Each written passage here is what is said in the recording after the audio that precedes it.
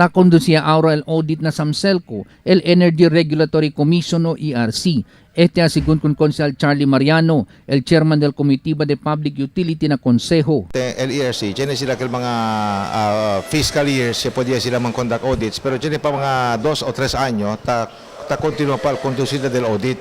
So for the moment, abdal ERC gane, they are requesting the council to wait for further developments insofar as the conduct of the audits are concerned or is concerned.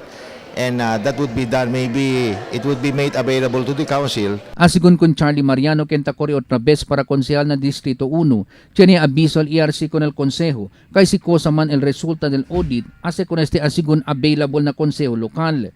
ERC was committing itself to making everything available to the city government of Zamboanga, including the local public and consumers. El nasi kori otro pa mga organisasyon, tapili de mas temprano para kondusya audit na SAMSELCO, para sabi si porke taman lugi al kooperatiba, maski no este kompetencia desde otro mga organisasyon. Gilbert Manuel, Dateline, Zamboanga.